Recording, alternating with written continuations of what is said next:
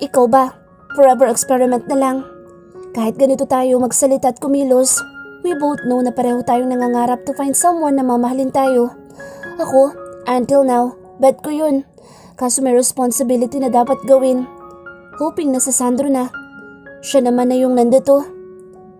Parang sa tono mo, luging-lugi ha? Char lang naman niya iyon. Ngumiti si Mika. Hindi si Santi ang para sa akin. May mahal siyang iba at malabong mahalin ako ng taong yun. Masaya kami ngayon pero darating din ang point na magsasawa kami sa ganitong setup. Lalo na ako. Girl, pangarap ko ring mahalin no? Malungkot ka? Anas ni Amara. Kilalang kilala niya si Mika. Alam niya kapag masaya ito at kapag malungkot ito. Alam din niya kapag may bumabagabag dito o kaya naman kapag may naiisip itong kalokohan. Dama mo ba? Natatawang tanong nito. Nakuha pang tumawa kahit hindi naman ito okay. Yes, kahit pa tumawa ka dama ko. Umuwi ka na dito. Tapusin mo na ang laro niyo na lalaking yan. Madami pang lalaki dyan. Napansin niyang mabilis nitong pagpahid ng luha. Gago kasi girl. Ang galing magpa-fall. Kala ko natuto na ako sa mga past relationships ko kaso nakilang gaga. Ipinakilala pa ako sa ex niya. Girlfriend niya raw ako. Pagtalikod naman ng girl, agad-agad humabol. Humagulhol na ito ng iyak. Paulit-ulit na minumura ni Amara sa isip ang kababatang si Santi. Nasaan ka ba? Susunduin na kita. Worried na tanong niya sa kaibigan. Saan na ba umaabot yung experiment niyo? Nabaon na, girl. Tumatawa at umiiyak ang drama ng kaibigan. Halatang gustong pag-aani ng nadarama pero hindi magawa kasi nasasaktan. What did you do? Mika, inosente! Hiyaw niya. Pilit itong tumawa sa kahumingan ng malalim. Usap na lang tayo later. Palapit sa Santi pati yung ex niya. Taranta ang kaibigan. Umuwi ka na, Mika. Nakikiusap ako sa iyo. Naiiyak niyang sabi. Naawa sa kalagayan ng kanyang kaibigan.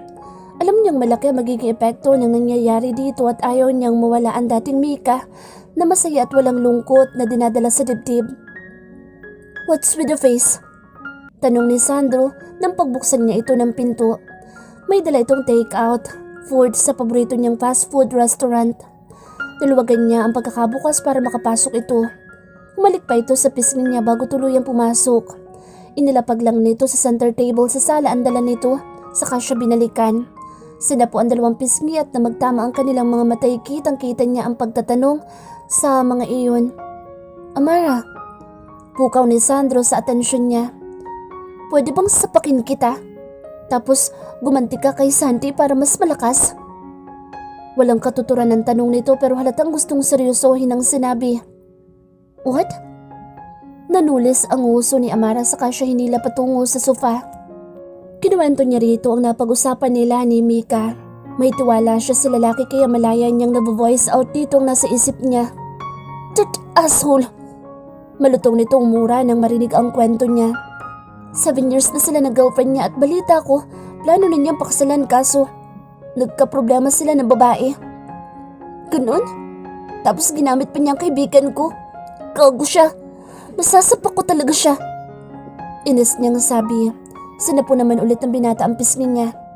No, sila na ang bahalang umayos niyan. Kung makikialam tayo baka lalo lang silang magkaproblema. Sandro? Malambing niyang sabi dito. Ano? Masuyong tanong ni Sandro sa makulit na dalaga. Mabilis na kumandong si Amara sa lap nito. Bahagyang napaayos ng upo ang binata nang makitang ayos nilang dalawa. May pilyang ngiti sa labi nito. Ano na naman to, Amara? Your mission si Juice 101? Nakasimangot na tanong ng binata. Bukod sa si Amara lang ang nasisihan sa kabaliwan nito, pinapasakit lang naman itong puso ng binata. Sabi sa na-research ko, kung hindi raw bumigay ang guy sa pangaakit ko, subukan ko daw sayawan. Hindi alam ni Sandro kung seryoso ba talaga ito pero si Amara ito. Kung ano man pumasok na kabaliwan sa utak nito ay ginagawa nito. What? Sino bang author niyang research mo? Nang masap ako, puro walang kwenta. Sabi ng lalaki na mabilis na humawak sa kanyang bewang nang maramdaman ng pagdikit ng pangupo niya sa alaga nito. Napabungis-ngis ang dalaga na muling inulit ang ginawa. It's weird, ani Amara, hindi makapaniwala sa biglang naramdaman. What? Hingal na tanong ng binata. Nakakaubos ng hangin sa katawan ng simpleng banggaan ng kanilang katawan. Wala ka pa palang alam sa ganito tapos plano mo pang akitin ako? Come on, Amara. Is this the only thing you know in seducing a guy? Huminto siya sa paggalaw sa kasinamangutan nito. Nagpa-practice pa nga lang siya eh. Hindi pa totally alam ni Amara ang mga dapat na gawin. Fine, magre-research pa ako. Then I will ask someone to teach me na lang. Tingin mo, marunong si Kuya Gabi? I-ask ko na lang siya to help me in this. Mapaturo na lang ako. How to give you pleasure. Don't you dare, Amara! Galit nitong sabi. Ito naman ngayon ang bigla-biglang nagbabago ang mood. Ba't ka nagagalit? Gusto ko lang namang matuto. Maktol ng dalaga. Maganda na yung matuto siya kaysa paulit-ulit siyang pumalpak. Tsak na hindi niya maaakit ang lalaki kapag ganoon. But Amara, my God, this is so frustrating. Hiyaw ng binata. Ako na magtuturo sa'yo. Give up. Talaga? Tuturuan mo ako? Thank you. Ani Amara, halatang nagalak. Nasa expression din ng mukha na gusto nga talaga nitong matuto. Busy ka? Hindi ka pupunta dito sa apartment? Ayaw mo na sa akin? Nakasimangot na tanong ni Amara sa kasintahan na kasalukuyang ka-video call niya ngayon. Nasa office ang lalaki at tambak ang trabaho nito na nasa table nitong lahat. Ano na naman drama ito, Amara? Napakamot sa ulong tanong ni Sandro. Wala lang, trip ko lang. Tinatry ko lang kung paano yung tinuto yung girlfriend. It's fun, ha? Ani Amara na napabungis-ngis pa. It's not, Amara. Medyo busy ako. Tatawagan kita mamaya. By the way, nakauwi na ba si Mika? Worried na tanong nito. Oo, sabihin mo kay Santi na oras na magkita kami mapapatay ko siya. I heard my name? Saktong papasok sa office ng nobyo ang lalaki. Shut up! No! Sabay nilang sabi. Oh, anong problema niyong dalawa? Natatawang sabi ni Santi. You look happy. Ani Sandro. Tumahimik na si Amara. Yes, I am, dude. Tinanggap na ni Tina ang proposal ko. Magpapakasal na kami. Excited ang tinig nito. Good for you, Santi. Seryosong sabi ni Amara sa katinapos ng video call. Sinulya pa ni Amara ang silid ni Mika na tsak niyang narinig nito ang sinabi ng lalaki. Napapuntong hininga siya saka nagpa siyang pasukin ang silid ng dalaga. Mika? Pasok. Matamlay ang tinig nito na nakahiga na sa kama at balot na balot ng comforter nito. Pumasok siya at tumabi ng higa sa kaibigan. Sakit? Oo, girl. Ang sakit. Tugon nito na bahagya ng tumawa. Bilib din siya sa kaibigan.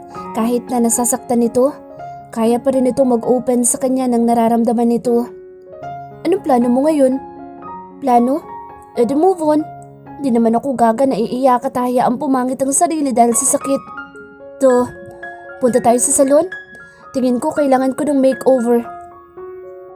Magandang idea yan. Tapos punta tayo sa Glock 29. Magwalwal tayo. Excited na sabi niya. Come on, nagpapaka-supportive lang siyang kaibigan. Hindi ba magagalit ang jowa mo? Ba't naman siya magagalit? Jowa ko siya pero hindi ko siya tatay, no? Natawa naman si Mika. Fine. Tara, gusto ko magpagupit. Sorry girl, hindi ako magpapagupit ngayon eh. Ayon kasi sa nabasa ko, mas maganda raw mahaba ang buhok kapag nakikipag-lovemaking. Seryoso ka dyan? Sige na nga, hindi na kita pipilitin. Ako na lang. Mabilis silang naghanda saka nagtungo sa paborito nilang salon. Suki na sila dito kaya nang sabihin nila ang ayos ng buhok ni Mika, agad na silang inasikaso ng mga tauhan. Nagpa-manicure, pedicure lang siya habang si Mika, hayun at walang kareak-reak na pinuputulan ang buhok nito. Talagang nasaktan nito dahil sa gagong Santi na iyon. Sinagot niya ang tawag ni Sandro. Still busy? Tanong niya rito. Yes, nasaan ka? Nasa salon kami ni Mika. Pupunta kami ng Glock 29 mamaya. Sama ka? What? Ano naman gagawin niyo doon? Mamamalengke. Amara, ligaya. Galit na sabi ng binata. Ano ba kasing gagawin sa bar? Siyempre mag-iinom. Maghahanap ng lalaki kapag hindi ka sumama. Langya, pabuliwin mo talaga ako, maldita ka. Himutok nito na napasabunot sa buhok nito. Natawa naman ang dalaga. Ba't ang daya? Frustrated ka na ng lagay na yan? Ang hot mo pa rin? Patingin nga ng abs. Hirit niya na ikinatawa ng mga tao sa salon. As usual, siya lang naman ang maingay. Nasanay naman na ang mga tao sa lugar na iyon. Huwag kang pupunta ng Glock 29. Akala ko ba'y boyfriend kita? But feeling ko'y si daddy ka. Di mo naman sinabing mas gusto mo palang maging tatay ko? At yun ang gagoy, pinatayan na siya ng tawag. Gunggong talaga. Nakasimangot na sabi niya saka ibinalik ang cellphone sa bag. Bahala siya sa buhay niya. Taray ng lolo mo, ang gwapo ng jowa. Biro ng isang beke na siyang umaasikaso sa buhok ni Mika.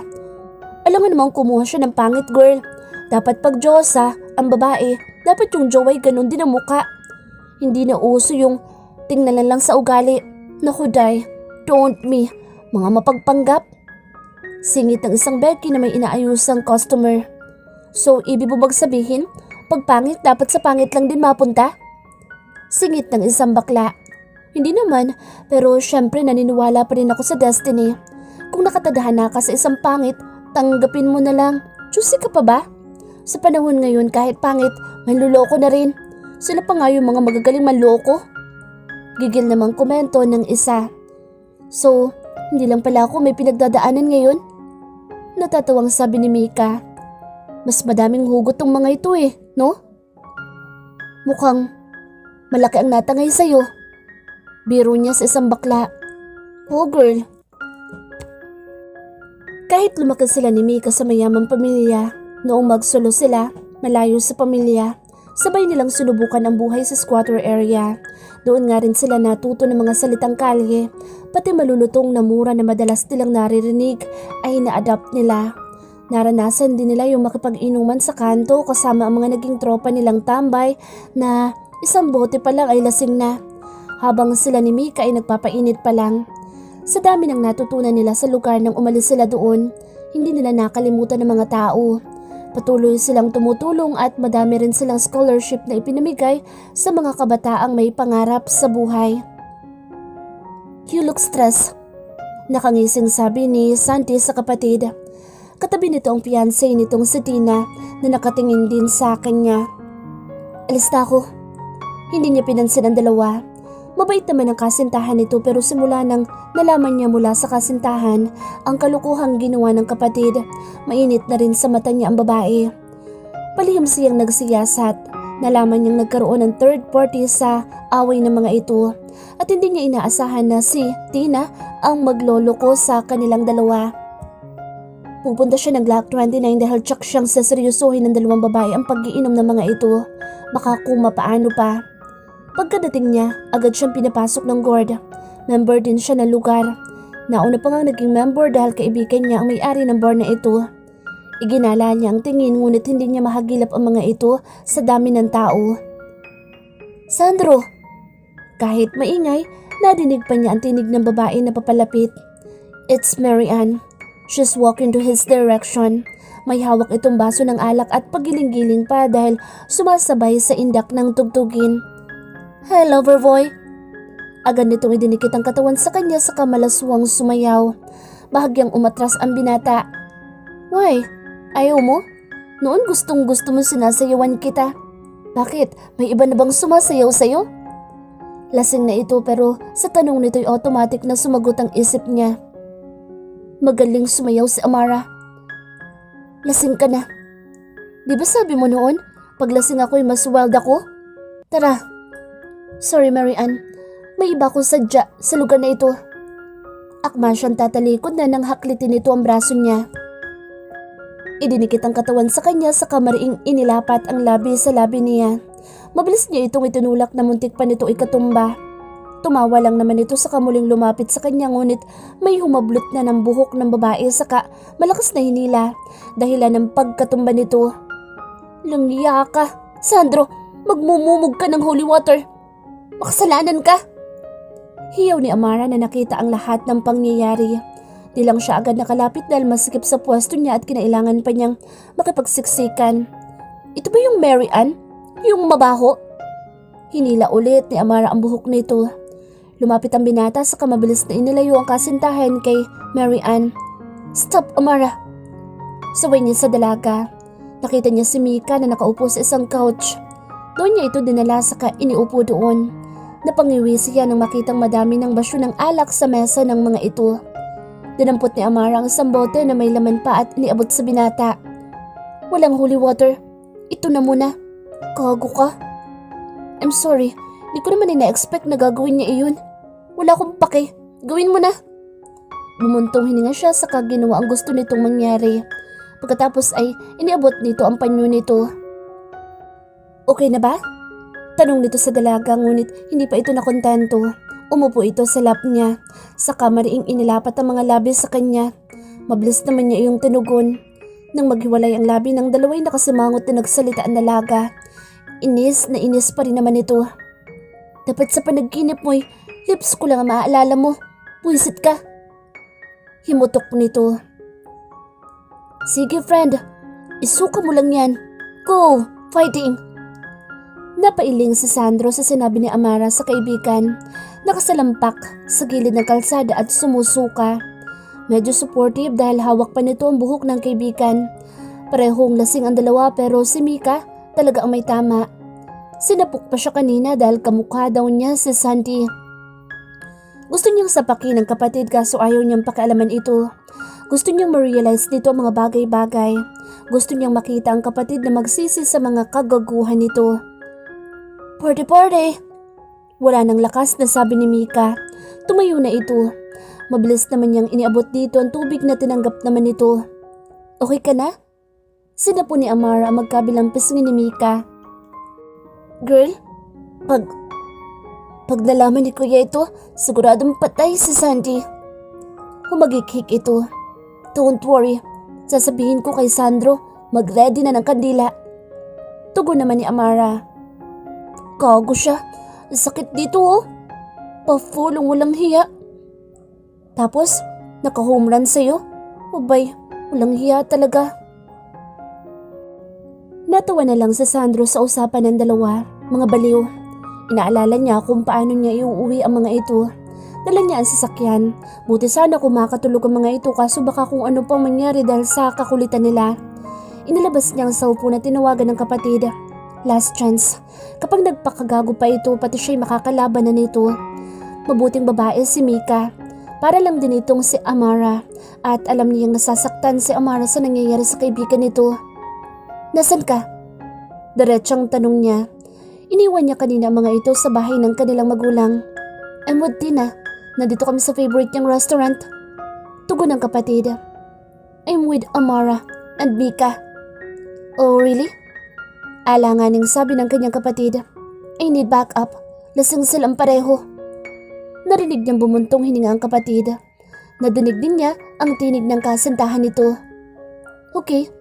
Tugon ng kapatid saka nagpaalam sa kanya. Panatang makamika. Iniibig. Hinila ni Sandro ang dalawa na nasa gitna ng kalsada. Buti na lang walang mga sasakyang dumadaan dahil alauna na ng madaling araw at walang Santi na dumating. Pinasakay niya sa passenger seat si Amara saka sinuutan ng seatbelt. Saka inalalayan si Mika na makasakay at mabilis sinuutan ng seatbelt. Ang ingay ng dalawa pero wala naman siyang magawa. Sandro, si Mika na hurt yung friend ko na yan. Waring nagmamaktol na sumbong ni Amara sa kasintahan ng makasakay si Sandro. Mabilis niyang inilak ang pinto ng sasakyan. Uy, huwag mong i-chika. Bumubungis-ngis na sabi ni Mika. Maya-maya lang, napalingon siya nang marinig ang pag-iyak nito. Umiiyak ka? Friend? Tanong ni Amara. Okay na yun. Gago yung si Santi. Hanap ka na lang ng iba. Advice dito sa kaibigan. Hindi muna niya idiniretso sa apartment ng dalawa ang sakyan. At least, sa sarili niyang bahay, pwede niyang gisingin ang dalawang kasambahay para tulungan siya sa dalawang dalaga. Paano na lang pala kung hindi siya nagpunta ng bar? Ganito ba palagi ang mga ito? Paano sila nakakauwi sa ganitong lagay ng mga ito? Ilang minuto matapos niyang patakbuhin ang sakyan, natahimik na si Mika. Nang silipin niya, nakatulog na ito pero as usual, ang kasintahan ay nagkukukulit na naman. Maganda ba ako? Yeah. Super ganda? Super. Mas mabango ang ano? Later, aamuyin ko. Hindi ko pa naaamoy. Gago, dapat sabihin mo oo kahit paanong amoy nito. Sasabihin mo pa rin mabango. Fine. Tipid niyang sagot pero nakangiti. Huwag mo ko sasaktan ha? Sinulyapan niya ang kasintahan. Ang ulo nito ay nakasandal sa bintana. Pag sinaktan mo ko, di mo na ako makikita. Ewan ba ni Sandro, mabilis na nakadama siya ng kaba at takot sa ideyang hindi ito makita. Ginagap niya ang kamay nito. Pinasil iyon ng bahagya. Dadating bukas ang kuya ni Mika. Susunduin na siya. Baka sa lungkot sa tinig ni Amara. Bakit ba kasi dumating pa sa buhay ni Mika kapatid mo? Gago siya. Huwag ka nang malungkot. Anya sa kasintahan at hinalikan ng kamay nito. Sasabunutan ko talaga yun. Sabi nito. Maya-maya lang ay naghihilik na rin ito. Masakit ang ulo ni Amara nang magising. Mabilis niyang nakilala ang silid. Ito yung silid na tinulugan niya nung malasing siya. Sa kanyang tabi ay si Mika na himbing pa rin sa pagtulog. Kaso, nang akma na siyang tatayo'y gumalaw ang kaibigan sa kadahan-dahang nagmulat ng mata. Where are we? Tanong ng kaibigan. Sa bahay ni Sandro. Dumiretso siya sa banyo. Iba na ang suot niya. Napansin din niyang ganoon din si Mika. Nag-toothbrush muna siya at naghilamos bago lumabas. Sumunod si Mika na ganoon din ang ginawa saka sila sabay na lumabas ng silid. Mom, nahinto sa pagsasalita ang binata nang pumasok sa kusina ang dalawang dalaga. Oh my God, Amara? Masayang sabi ni Divina nang makita nito ang dalaga. Tita. Wika ni Amara sa kamasayang yumakap sa ginang. I miss you baby girl. Oh wait tita, si Mika po kaibigan ko. Good morning po. Nahihiyang sabi ng kaibigan ni Amara. Umipo ito sa bakanteng pwesto habang nakangiti sa kanilang dalawa. You look familiar. Waring nag-iisip na sabi ng ginang. Friend po ako ni Santi. Oh, I remember na. Hindi ako naniniwalang friend lang. Alam mo nung unang kita ko pa lang sa'yo, bet na kita. Sana ngay maumpog na yung anak ko at ma-realize na mas bagay kayo. Mom! Saway ni Sandro. Hindi makakatulong kay Mika ang mga pinagsasasabi ng ginang. Naku tita, sorry to say this, ha? Ayaw ko kasi kay Santi para sa kaibigan ko. Gago yung anak mo na yan tita. Masasapak ko yan pag nakita ko yan. At ayun na naman, umarangkada na naman ang bibig ng dalaga. Well, aminado talaga akong gago yun. Manang-mana sa tatay niya. Sinaktan ka ba iha? Pwede ako maghar ng bubugbog doon tapos iiyak na lang ako kunwari kapag nasa ospital na. Napailing na lang si Sandro. Minsan napapaisip na din siya eh. Parang mag-ina kasi si Amara at ang mommy niya. Habang siya'y seryoso, tulad ng ina ni Amara. Hindi kayo nagkapalit? Thanks tita pero hindi na po kailangan gawin yan. Makaka-move on din po ako. Sayang naman po ang pinangsalon ko. Kung hindi, di ba? That's the spirit, my friend. Ani Amara, nag-appear pa ang mga ito.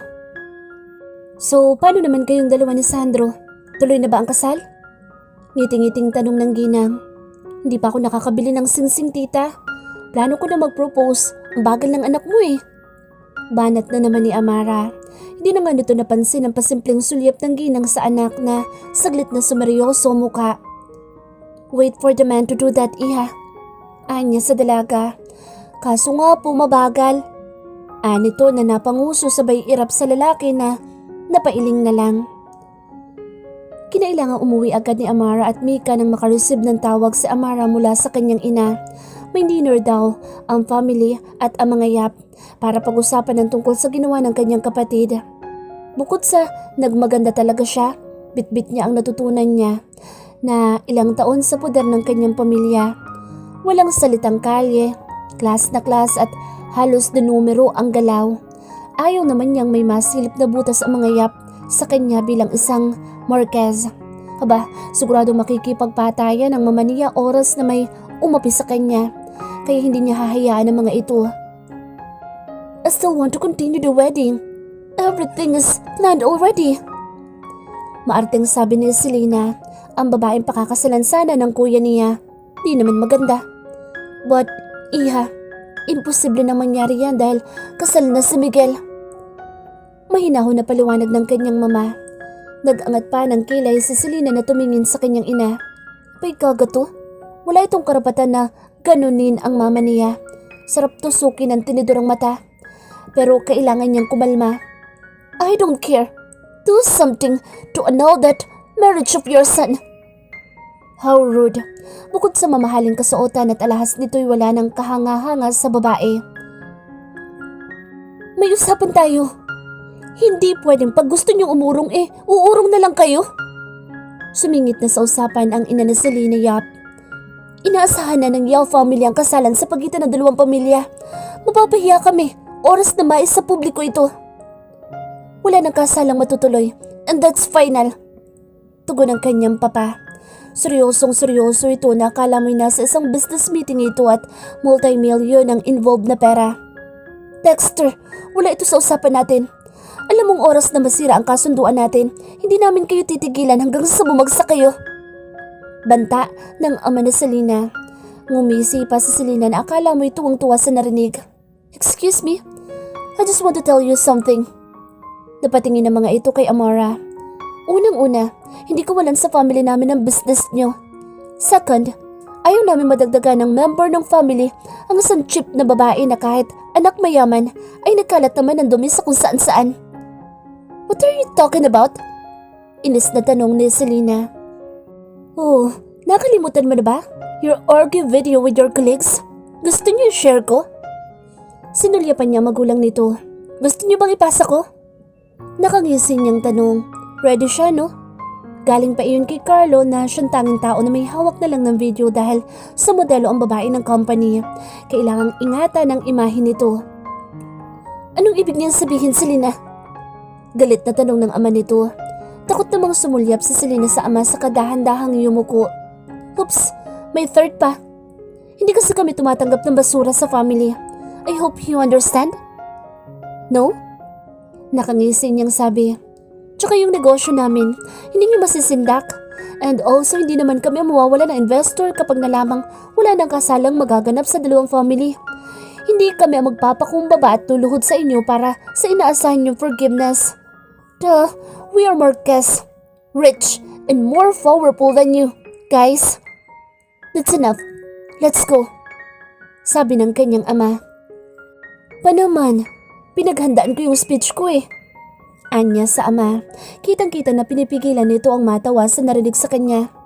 By the way, Selena, I love your clothes. May taste ka sa damit, ha? Limited edition from Carlos Collection. Wow. Anya na ngisi-ngisi. How dare you? Galit itong sabi na hinampas pa ang lamesa. Oh, you need to be a good girl. Nawala na nga ang chance mong maging Marquez. Baka pati ang dream job mo as Carlos top model mawala din. Sabi niya, oo, ito ang mukha ng Carlos pagdating sa mga modelo ng mga damit. Walang pakialam ang lahat sa taong nagsusuot. Ang main attraction ay ang damit mismo. Hindi mo maaalis sa akin yon. Mayabang na sabi nito. Try me, Selena. Gusto mo malaman kung kaya ko? Nakangising sabi ni Amara.